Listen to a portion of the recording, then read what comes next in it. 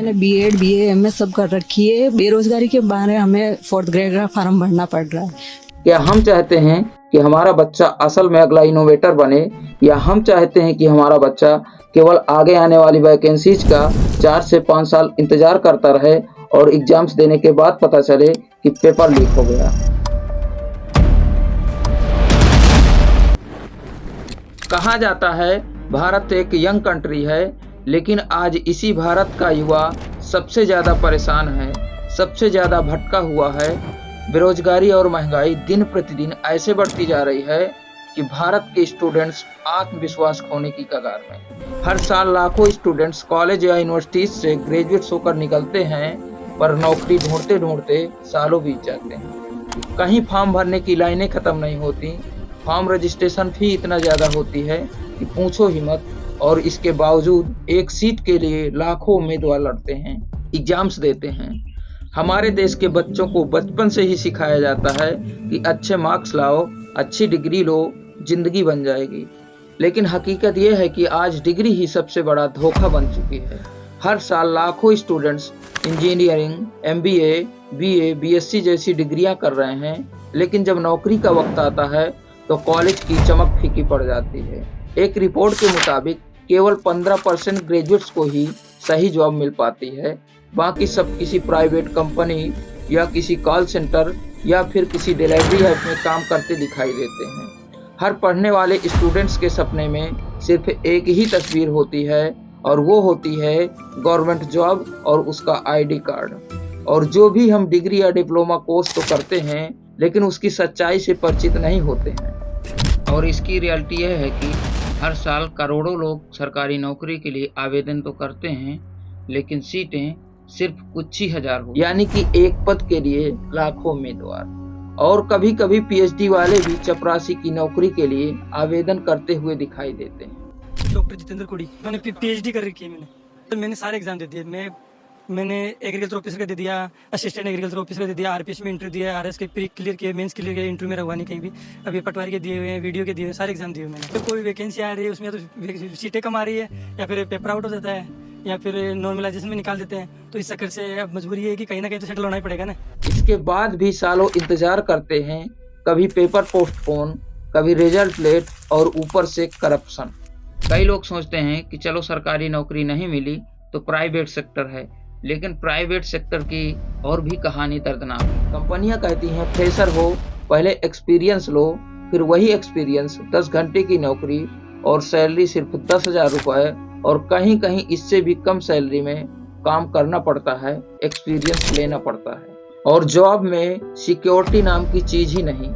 महंगाई आसमान की तरफ बढ़ती जा रही है, और युवा खुद को मशीन्स की तरह इस्तेमाल होते देख रहा है। तो फिर सवाल निकल कर आता है, गलती कहाँ पर हो रही है? क्या हमारे भारत का स्टूडेंट्स निकम्मा है, या सिस्टम ही ऐसा बना दिया गया है कि हार्ड वर्क करने वाला भी आगे नहीं बढ़ पा रहा? अगर सही से सोचोगे तो पाओगे कि हमारे देश का एजुकेशन सिस्टम 19वीं सदी में बनाया गया था, जब बिलियंस की तादाद में पढ़े लिखे फैक्ट्री वर्कर्स चाहिए थे, जो ओबीडियंट हो और मशीन्स को ऑपरेट कर सके और अपने बॉस के हर एक ऑर्डर्स को फॉलो कर सके without asking a single question.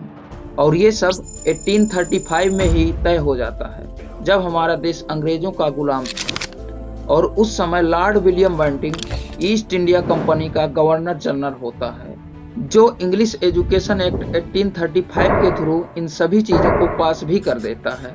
और ये जो एजुकेशन सिस्टम होता है, ये पूरी तरह से प्रशियन एजुकेशन सिस्टम पे ही आधारित होता है, जो बच्चों की क्रिएटिविटी को किल करके इंडस्ट्री को एक अफोर्डेबल और बढ़िया वर्कर प्रोवाइड कर रहा था। और उसके बाद सन 1947 में हमारा देश पूरी तरह से आज़ाद तो होता है, लेकिन नेताओं की नीयत ने एजुकेशन में कुछ ऐसे बदलाव किए कि भारत का स्टूडेंट्स सिर्फ और सिर्फ सरकार पर ही डिपेंड रहे, न कि सेल्फ डिपेंडेंट बन सके, और शिक्षा को एक जाल बना दिया जाता है, जिससे आज आज़ादी के 78 वर्ष के बाद भी बेरोजगारी का वो आलम है, जो कि आप देख ही रहे होंगे। इसमें मुझे बताने की ज़रूरत नहीं है। इस एजुकेशन सिस्टम का एक सिंपल सा फंडा है, किसी चीज़ को इतना प्रमोट करो कि वह एक न्यू वे ऑफ लाइफ बन जाए, और लोग बिना कोई क्वेश्चन किए उसको चुपचाप फॉलो करते चले जाएं। और यही चीज हमारे एजुकेशन सिस्टम में भी हो रहा है। लोग अपनी 25% से ज्यादा जिंदगी इस करंट एजुकेशन सिस्टम में लगा देते हैं। मैंने बीएड बीए एमए सब कर रखी है। बेरोजगारी के बहाने हमें फोर्थ ग्रेड का फॉर्म भरना पड़ रहा है, क्योंकि वो इससे अच्छा तो कुछ ना कुछ फोर्थ ग्रेड की जॉब तो मिले। वैसे आरएस आईएएस वाले ही भर रहे, तो हम तो फर्स्ट ग्रेड की तैयारी कर रहे हैं, तो सरकारी जॉब चाहिए। कुल मिला के बेरोजगारी से अच्छा कोई जॉब मिले। और फिर भी सरकारी जॉब की कोई गारंटी नहीं होती, और जब सरकारी जॉब नहीं तो आपकी मजबूरी है कि आप प्राइवेट जॉब की तरफ कदम उठाते हैं। घर की जिम्मेदारियां भी होती हैं। हर एक पिता को अपने बच्चे से सहारा की उम्मीद होती है, बहन की शादी और भी बहुत कुछ होता है। इन सब की मजबूरी में आप अपने से कम पढ़े लिखे आदमी की कंपनी में जाके नौकरी करते हो, एक छोटे से पेचेक पर दिन रात मेहनत करते हो। इन सब चीजों के बावजूद आप अपने फ्यूचर और अपने सपने को धीरे धीरे भूलते जाते हो। याद रहता है तो सिर्फ और सिर्फ अपनी ड्यूटी की शिफ्ट ए, बी या फिर सी। मेरे भाई, यहाँ कोई नहीं चाहता कि आप मिलेनियर बनो, आप सेल्फ डिपेंडेंट बनो। कोई क्यों चाहेगा कि आप मिलेनियर बनो, आप सेल्फ डिपेंडेंट बनो? इससे उनका क्या फायदा होगा? क्योंकि अगर आप सेल्फ डिपेंडेंट बन गए तो फिर आप उनके ऑर्डर्स को फॉलो नहीं करोगे, आप हर चीज में क्वेश्चन करोगे, आप गलत चीजों के खिलाफ आवाज उठाओगे। पर आप कभी भी इस शिक्षा के जाल को समझ ही नहीं पाते, क्योंकि जब आपको इस ट्रैप में डाला जाता है उस वक्त आपकी इतनी एज कम होती है कि आप कुछ सोचने के समझने के काबिल ही नहीं होते हो। आप ही बताइए, 5-6 साल का बच्चा क्या जाने क्या सही और क्या गलत।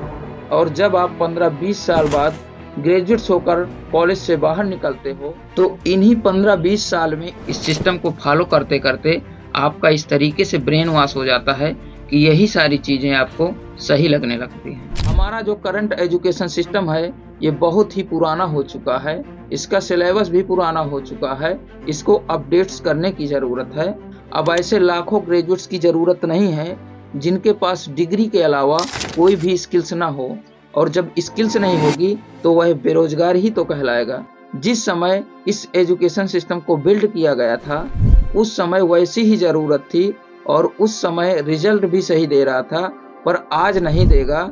ये अपडेशन मांग रहा है जिसमें technology, AI, coding, creative skills और रियल लाइफ ट्रेनिंग शामिल हो, जिससे स्टूडेंट्स जैसे ही स्कूल से बाहर निकले वो 18-20 की उम्र में सरकार पर निर्भर न रहकर सेल्फ डिपेंडेंट बन सके। लेकिन हमारे यहाँ ठीक इसके विपरीत होता है। स्कूल और कॉलेज स्टूडेंट्स को सेल्फ डिपेंडेंट होना नहीं बल्कि रट्टा मारकर एग्जाम्स को पास करना सिखाते हैं। इसीलिए जब स्टूडेंट्स कॉलेज से निकलता है तो वह डिग्री तो लेकर निकलता है पर आत्मविश्वास नहीं, और चुनाव आते ही सिर्फ और सिर्फ एक ही वादा गूंजता है, हर साल करोड़ों नौकरियां देंगे, करोड़ों रोजगार देंगे। पर एजुकेशन सिस्टम को अपडेट करने की बात कोई नहीं करता जिससे भारत व भारत के युवा सेल्फ डिपेंडेंट हो सके। भारत का युवा नौकरी के लिए दर दर भटके नहीं बल्कि नौकरी बांटने का काम करे। राजनीति के लिए बेरोजगारी अब एक इशू नहीं बल्कि एक टूल बन चुकी है। यहाँ का एक नेता स्किल इंडिया बोलता है, दूसरा मेक इन इंडिया और तीसरा डिजिटल इंडिया बोलता है, लेकिन इन नारों के पीछे का असली रोजगार इंडिया गायब है। समस्या बड़ी है लेकिन समाधान असंभव नहीं। जरूरत है तो एजुकेशन को स्किल और इंडस्ट्री से जोड़ने की, युवाओं को सिर्फ थ्योरी ही नहीं बल्कि प्रैक्टिकल वर्क सिखाने की, जिससे भारत के युवा सेल्फ डिपेंडेंट हो सके। और इसके अलावा जिन स्किल्स को सीखने के लिए आप कॉलेज को कई लाख दिया करते थे, अपने लाइफ का कीमती 5 से 6 साल दिया करते थे, फिर भी कुछ भी सीख कर नहीं निकलते थे, अब उन्हीं स्किल्स को आप ऑनलाइन कोर्सेज के थ्रू कहीं कम फी में कम समय में सीख सकते हो, और वो भी उन पर्सन से जिनके पास नॉलेज सिर्फ और सिर्फ थ्योरी तक लिमिटेड ना हो बल्कि वो खुद उस स्किल को यूज करके कुछ बड़ा अचीव किया। पर यहाँ के टीचर्स भी उसी एजुकेशन से निकले हैं और वही रटी रटाई थ्योरी को अपने स्टूडेंट्स को भी दे रहे हैं। तो टीचर्स भी अपना अहम योगदान दें और खुद को अपडेट करें। और सबसे जरूरी राजनीतिक इच्छा शक्ति, और जो राजनीतिक दल सत्ता पर आए वो एजुकेशन मिनिस्टर उसी को चुने जो एजुकेशन से हमेशा जुड़ा रहा हो, एजुकेशन के लिए आवाज उठाया हो, ना कि उसे जिसे एजुकेशन की ई का भी पता ना हो। जब तक सरकारें चुनाव जीतने से ज्यादा रोजगार देने की सोच नहीं अपनाएगी तब तक भारत की डिग्रियां सिर्फ और सिर्फ दीवारों पर टंगी रहेंगी। और मेरा सबसे बड़ा सवाल यह है कि क्या भारत के नेता चाहते हैं कि इस देश का बच्चा दुनिया का नेतृत्व करे, या फिर वह हमेशा दूसरों के लिए मजदूर बनकर काम करता रहे। या हम चाहते हैं कि हमारा बच्चा असल में अगला इनोवेटर बने, या हम चाहते हैं कि हमारा बच्चा आगे आने वाली वैकेंसीज का 4 से 5 साल इंतजार करता रहे और एग्जाम्स देने के बाद पता चले कि पेपर लीक हो गया। दुनिया अपने बच्चों को 21वीं सदी के लिए तैयार कर रही है और हमारा देश आज भी 19वीं सदी की किताबों, इमारतों और सोच में अटका हुआ है, भटका हुआ है। भारत का युवा मेहनती है, काबिल है, क्रिएटिव है, समर्पित है। बस उसे एक सिस्टम चाहिए जो उसके साथ चले, क्योंकि जब देश का युवा आगे बढ़ेगा तभी तो भारत विकसित बनेगा। तो अगर आप भारत के डेवलपमेंट का हिस्सा बनना चाहते हैं तो सबसे पहले इस वीडियो को अपने हर एक दोस्त, रिश्तेदार, शिक्षक और हर एक माता पिता तक जरूर पहुंचाइए। और फिर खुद से सवाल करिए कि क्या मैं ऐसी राजनीति का साथ तो नहीं दे रहा हूं जो शिक्षा को आखिरी पायदान पर रखकर चलती है। अगर नहीं तो तय कीजिए कि अब से मैं उसी नेता को चुनूंगा जो स्कूल को सबसे बड़ा मंदिर, शिक्षा और मानवता को सबसे बड़ा राष्ट्र धर्म समझे। शिक्षा बदलेगी तो देश बदलेगा, और देश तभी बदलेगा जब हम और आप सही राजनीति को बदलने का फैसला करेंगे। तो फैसला आप सभी देशवासियों के हाथ में है, क्योंकि नेताओं को हम सभी चुनते हैं। ऐसे नेताओं का कभी भी चुनाव मत करें जो हिंदू मुस्लिम करता रहता हो, बल्कि हमारा नेता ऐसा हो जो आपस में लड़ाने की बजाय भाईचारे की बात करे, देश को डेवलप करने की बात करे, वैज्ञानिक तर्क पर बात करे।